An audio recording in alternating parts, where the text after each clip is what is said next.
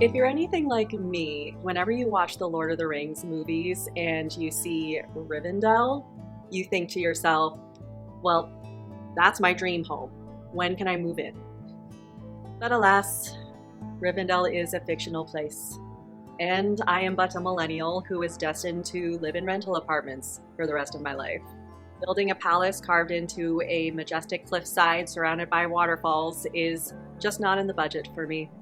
But regardless of budget constraints, the limitations of apartment living, and the fact that Rivendell is not a real place, we can still capture the spirit of it through our styling choices. So today I'm going to give you some ideas on how you can style your apartment with an elf aesthetic, focusing mainly on the Rivendell side of elf culture and the stunning paradise they call home.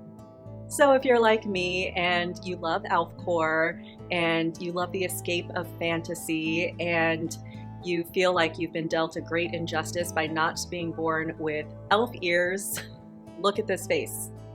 This is the face of someone who should have been born with elf ears. This is who I'm supposed to be. And stick around as I give you a bunch of decor ideas on how you can turn your apartment into your own little Rivendell. And if you're new here, my name is Steffi and this is Hilo, and on this channel I talk about small apartment styling tips, cozy living, some of the more niche alternative fantasy styles, and the joys of living alone in an apartment. So if you're into that, consider subscribing and giving this video a like. By the way, just a reminder, this is my 4th video in my Fairy Summer series, in which I'm dedicating all my videos this summer to fantasy aesthetics. So far I've done hobbitcore, fairycore, the sea witch aesthetic, and now Elfcore. So if you've missed any of those, check out my fantasy aesthetic playlist to get caught up, and stay tuned to see what I cover next as this Moda Misfit summer night stream continues. Now first, let's define what Elfcore is, and then I'll take you through some specific decor ideas I found for the look, and then after that I'll show you how some of the pieces can come together in a living room design. So Elfcore is an aesthetic that celebrates the folklore, fantasy, and visual legacy of elves, and not just the Tolkien ones. There's an entire pantheon of elf lore throughout the ages. So Elfcore has a deep well to draw from, and that well usually involves an ethereal elegance, foresty color palette, high fantasy visual tropes, and a nature-oriented sensibility. We typically think of elves as magical forest-dwelling beings, so the more greenery, the better when you're doing an elf aesthetic. And that's one of the things that makes Rivendell from the Lord of the Rings so beautiful. It's an elegant paradise, but it's also wild and overgrown. It's ornate and opulent, yet grounded in nature. And when decorating a space, that's a really fun place to play. Balancing organic nature elements with a kind of otherworldly sophistication is the kind of duality that can lead to some very beautiful styling. I mean, let's look at Rivendell and break it down into some of its parts. What exactly makes Rivendell beautiful? This is something I like to do when I'm analyzing a certain aesthetic and trying to figure out how to translate it into realistic decor. I break it down. So what do we see here? What can we emulate? What real world things are being referenced? Probably the key thing I see when I look at Rivendell is a strong nod to Art Nouveau. All these swirly architectural elements, totally Art Nouveau. And it makes sense because Art Nouveau is distinctly inspired by nature and all its curves and organic shapes. It's perfect for elves. I also see some nods to Edwardian architecture, so that can be a source of inspiration as well. So when shopping for Rivendell-inspired elfcore, try searching for Art Nouveau and Edwardian antique pieces or any other real-world visual references you can see, in addition to literal elf things. Like when you look at Rivendell, what real-world visual reference do you see? Let me know in the comments. And now I'll show you exactly what I mean by this by taking you through the specific Elfcore decor pieces I found. And let's start with wall decor. This first piece of wall art was one of my favorites. I love her sense of strength with her bow, which is a very elven weapon of choice. She may or may not literally be an elf. You know, her hair is covering any possible evidence of pointy ears. But regardless, this captures the spirit of Elfcore. It's ethereal, dreamy, and definitely has that Art Nouveau look I was talking about. There's a little bit of a Muka vibe here, but with a little bit more of a darkness. Like she's mourning the fact that she has to use her bow, which plays into a major overarching theme of The Lord of the Rings, about the horrors of war and how power corrupts. Or she's Éowyn, pining after Aragorn. But girl, you literally slayed the Witch King of Angmar, Lord of the Nazgul, in the Battle of Pelennor Fields. Aragorn who? Both aesthetically and thematically, this would be a perfect addition to an Elfcore room. She's feminine strength, ethereal elegance, and Art Nouveau excellence. Then there's this next piece, which doesn't necessarily have the thematic depth of our archer warrioress we just talked about, but not every piece has to pack that kind of narrative punch. Some pieces simply add texture and atmosphere, and that's where something like this comes in. When you're dealing with a style that hinges so heavily on nature, something like this is a great way to bring that overgrown, viney imagery in a space in one single piece. It has the Art Nouveau look of Rivendell, while also standing alone as simply a pretty statement piece. As someone who loves a good statement wall, I think a large hanging like this is a nice way to make a big visual impact on your walls without the labor, money, and possible threat to your damage deposit that paint and wallpaper can involve. So it's a nice solve for us apartment dwellers.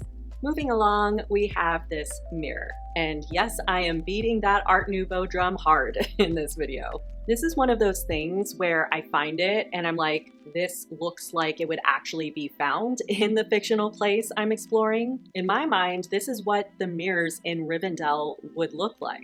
Like I said earlier, when you look at Rivendell, it's very much comprised of these swirly Art Nouveau lines, and this mirror would seamlessly blend into that organic line movement. Imagine hanging this above a console table styled with tons of greenery and vines, which, by the way, if you're gonna do an Elfcore look, you can go crazy with plants, real or faux. So on top of the decor ideas I'm sharing in this video, keep in mind that plants definitely play a role together with the decor. And a mirror like this mimics the movement of plants. All these organic visuals can work together in a space to create that overgrown Rivendell look, literal plant or not. You can also find ways to mimic the architecture of Rivendell. For example, with pieces like these. We may not be able to create actual spires and turrets with ornate Art Nouveau swirls in our apartments, but we can find ways to capture the essence of that. These carved wood panels would bring a sense of that architecture into an ordinary room. And they're another example of a way to create a statement wall relatively easily. Like, you know how it can be difficult to figure out what to do with the large piece of wall space above your couch or bed? A set like this is a great solve. It would create instant visual interest, fill up space while also hearkening to the architecture of Rivendell. And swirly embellishment pieces like these would have a similar effect. Once again, we're looking for realistic ways to create the Art Nouveau lines we see in Rivendell, and using this stencil to paint flourishes on your walls would be a lovely way to do it. Same with these little corner embellishments, which would kind of have the same effect that corbels have. It's all about taking our ordinary apartments, which are usually builder-grade empty boxes like mine, and finding ways to create a sense of character, charm, and anti-generic statements, both large and small. If buildings these days just aren't gonna have interesting architecture anymore, then we can at least create our own fantasy versions of interesting architecture. And then finally for wall decor, I have a couple peel and stick wallpaper options. One that's literally Rivendell and one that plays off the Art Nouveau influence. This Rivendell one is perfect for the true Lord of the Rings fan. Like, if you're doing a more subtle and broad take on Elfcore that isn't specifically referencing Tolkien's elves, this may or may not be your cup of tea, because it would be quite a commitment to some hardcore geekery, which is beautiful, but not for everyone. But aside from its direct depiction of Rivendell, there's no denying that as a landscape, this is stunning. A wall like this would instantly transport your apartment to a magical land, which is really what we're going for this very summer on my channel. But if you want something more subtle and less Tolkien-y, this wallpaper would be so pretty in an Elfcore room. It has the foresty color palette, plant and flower imagery, and of course the organic swirly lines that imitate the architecture of Rivendell. I really can't think of a better pattern for someone who wants to get the Rivendell look in their apartment without literally plastering Rivendell on their walls. Both are beautiful. It would just depend on how hard you want to lean into the Rivendell reference. Now let's get into some Elfcore decorative accents. I found some lanterns that would be perfect little additions to an Elfcore room. Once again, in these choices, I'm directly referencing the architecture of Rivendell.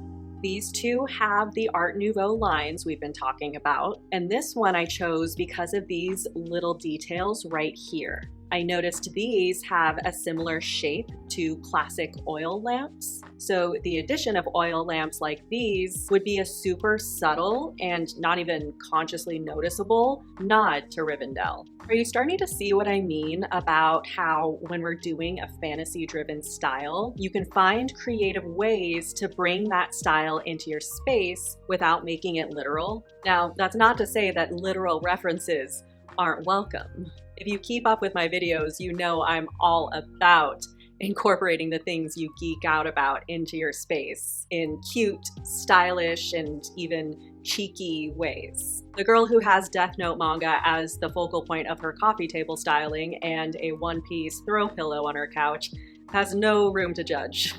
But I do think there's an art to this. I go more into detail about this balance between expressing your personality while keeping things, stylish in this video if you want to learn more about my approach to this. But basically it's all about the dance between the two. Keeping things stylish, but also not taking your decorating or yourself too seriously at the same time. And if you're a Lord of the Rings fan, having a throw pillow like this would be a lovely way to dance that dance. It's literally an excerpt from the Fellowship of the Ring, but it's also cute. The typography is simple and stylish, and the subject matter of the text is relevant to any home, if you think about it. That house was a perfect house, whether you like food or sleep or storytelling or singing, or just sitting and thinking best, or a pleasant mixture of them all. Merely to be there was a cure for weariness, fear, and sadness. I mean, that's basically the thesis statement of my YouTube channel, for one thing. And it expresses what we all ultimately want from our homes. The text on this pillow basically puts into words why we decorate, why our homes are important to us. So while it's literally a Lord of the Rings pillow, it also transcends that by being relevant to pretty much everyone. See how you can directly reference the thing you're a fan of while also doing it in a way that isn't just like a thumbtacked movie poster? Then on the other hand, we have this pillow, which is another example of what the wall hanging I talked about earlier would bring to an Elfcore room. Texture, pattern, and atmosphere. Does this pillow specifically have anything to do with elves? No. But would it bring another layer of floral, nature-oriented texture to an Elfcore room? Yes. Also, it makes me think of the warm, ethereal glow of how Rivendell is portrayed in the movies. See that warm, almost sepia color grading paired with the autumnal colors of some of the plants and trees? This pillow just reminded me of that atmosphere. Sometimes we make decor choices simply because vibes. Atmospheric decor choices for Elfcore, as well as for any fantasy aesthetic, are just as valid as literal references. Speaking of literal references, I got another one for you. This wooden Arwen and Aragorn box would be perfect for a Lord of the Rings fan, while also simply being an aesthetically pleasing decorative detail. Even if you're not a Lord of the Rings fan, this box is simply pretty. And if you are a Lord of the Rings fan, this would have special meaning to you and would be a way to incorporate your fandom into your decor while still keeping things stylish. Picture it as part of your coffee table or shelf styling, placed among other pretty little details. It would be a nice object to layer with other things, you know? And if you live with a significant other, it could be a place to leave cute little love notes for each other or something, because the box itself depicts the romance of Arwen and Aragorn. It's an inherently romantic object, and it could be fun to treat it as such. Or it could just, as my dad would say, be a great place to hide your weed. Another thing to consider when decorating your apartment, really in any style, is to switch out your switch plates. This is something I've been meaning to do in this apartment for so long. I mean, having a white square disturbing the prettiness of my wallpaper totally throws off the vibe. So I'm hoping to remedy my switch plate situation soon. And it's an easy renter-friendly thing to do, and I found a couple that would be perfect for Elfcore. We have, of course, this blatantly Art Nouveau option that would blend seamlessly into the nature-driven look of Elfcore, and then these gold ones lean more into the ornate embellishments of Rivendell. These are just a couple tiny additions that would add so much character to a room, even though they're such a small detail. The devil really is in the details, but so is the magic. I mean, a little guy was the one who took the ring to Mordor and saved the world when no one else could. So don't underestimate the small things. Have we not learned anything from Frodo, people?